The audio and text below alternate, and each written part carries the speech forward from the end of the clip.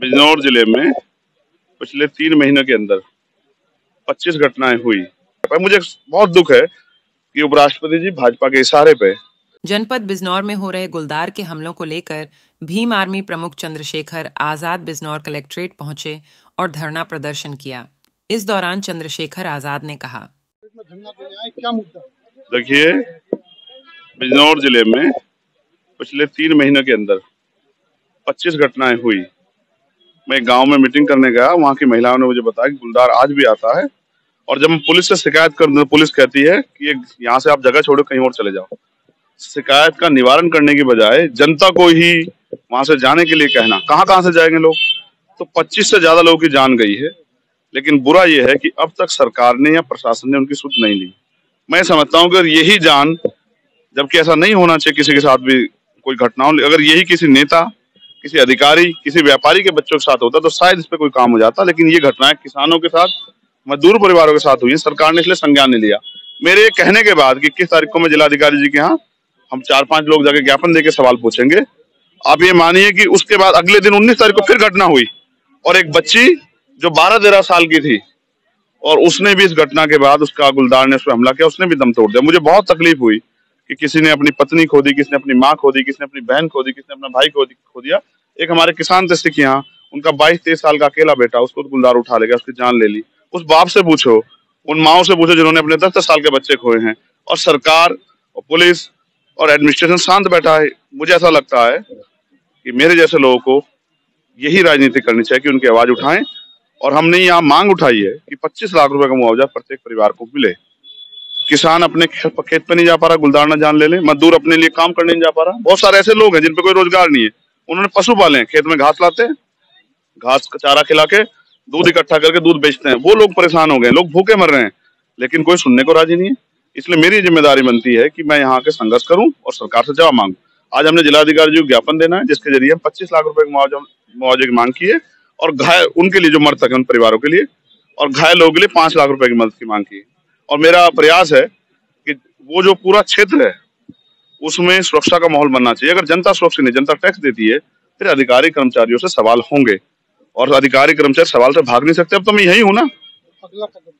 अगर जिलाधिकारी महोदय कहते हैं मैं बेबस हूं, सरकार नहीं चाहती, तो फिर हम इसको प्रदेश स्तरीय आंदोलन बना के हर जिला मुख्यालय पे आंदोलन कराएंगे।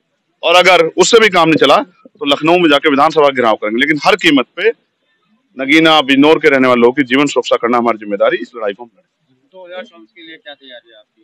देखिए, ये जनता की लड़ाई लड़ना, जनता की आवाज बनना, यही मेरी लड़ाई है। इसको मैं 2024 में भी लड़ रहा हूँ, आज 2023 में। आप गठबंधन से लड़ेंगे कि अपनी आजाद समाज पार्टी से लड़ेंगे? मेरा जनता से गठबंधन हो गया है, हम जनता गठबंधन से लड़ेंगे। और बाकी अभी तो बहुत कुछ बाकी है।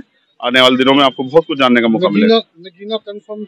यस, नगीना लड़ेंगे। अच्छा, अगला एक छोटा मुद्दा ये है कि जैसे लोकसभा में इस समय बवाल चल रहा है कि मुख्यमंत्री को लेकर विपक्ष को गठबंधन बाहर कर दिया गया संसद से, और उधर बीजेपी वाले ये आरोप लगा रहे हैं कि उपराष्ट्रपति को जो सम्मान हुआ है, बेइज्जती हुई है, तो इसे आप किस रूप में? 2 चीजें हैं। पहला, जो सांसदों को बर्खास्त किया गया, उसमें मैंने अपनी बात रख के कहा है कि ऐसा समय जो तानाशाही का दौर आ गया, सरकार विपक्ष विहीन लोकतंत्र की कल्पना कर रही है, संसद की कल्पना कर रही है। ये लोकतंत्र की हत्या है। इसलिए मैंने कहा कि सभी सांसद 1989 की तरह इस्तीफा दे दें और सड़कों पर जनता के अदालत में चलें, और हम उनके साथ हैं सड़कों पे, जिससे कि सरकार की तानाशाही को रोका जाए। दूसरी बात, मैं उपराष्ट्रपति जी का बहुत सम्मान करता हूं, लेकिन मैं याद दिलाना चाहता हूं, मैं उनके, अगर उनका अपमान है तो मैं इससे बहुत आहत हूं। लेकिन जब हमारी पहलवान बेटियों का अपमान हुआ, जब हमारी पहलवान बेटियों को घसीटा गया, तब भी सब यहीं थे।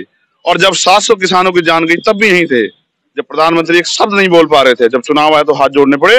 लेकिन पहलवान बेटे जिन्होंने देश का गौरव बढ़ाया था, वो भी शायद इसी समाज से बिलोंग करती थी।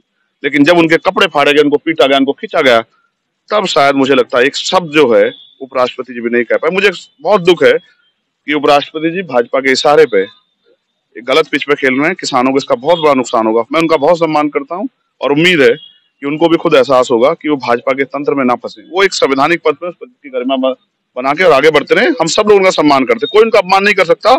वो बहुत प्रतिष्ठित व्यक्ति हैं और समाज में और देश में उनका बहुत सम्मान।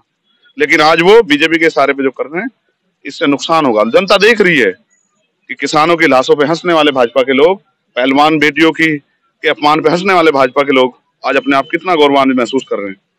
तो इसलिए ये सब चीजें 2024 से जुड़ी हुई चीजें हैं, लेकिन जनता समझदार है। अभी आपने मायावती जी के लिए परिवारवाद पे सवाल कमेंट किया कि उन्होंने आकाश आनंद को बना के परिवारवाद को बढ़ावा दिया। नहीं, मैं परिवारवाद की बात नहीं कर रहा हूँ। बेसिकली काशीराम साहब ने जो तैयार किया था विचारों का आंदोलन, वो कमजोर वर्गों का संयुक्त आंदोलन था। आपने उससे कमिटमेंट किए थे। नेता की ताकत होती है उसका उसका कमिटमेंट, उसका स्टैंड। जब नेता अपने कमिटमेंट स्टैंड छोड़ता, विचार छोड़ता, तो समझ जाना चाहिए। देखिए पिछले साल बहन जी ने कहा कि वो भी बहुत मजबूत है, 20 साल कहीं नहीं जाने वाले, 20 साल तक वही राजनीति करेंगे। अचानक क्या हुआ 1 साल में कि आपने उत्तराधिकारी घोषित कर दिया? तो मैं समझता हूँ उन्होंने, उनको खुद महसूस हो गया कि आज की राजनीति में वो फिट नहीं बैठ रही है, और चंद्रशेखर आजाद को रोकने के लिए जितने प्रयास कर लो। मैं इससे नहीं घबराता हूँ, मैं उनका धन्यवाद देता हूँ, और मैं उनसे कहूंगा कि वो आराम करें। उनके हम चंद्रशेखर और बहुत सारे लोग देश में निकले हुए हैं जो भारतीय संविधान की भी रक्षा करेंगे, लोकतंत्र की भी, और प्रयास करेंगे कि भाजपा के इस गुंडा राज को खत्म किया जा सके। धन्यवाद।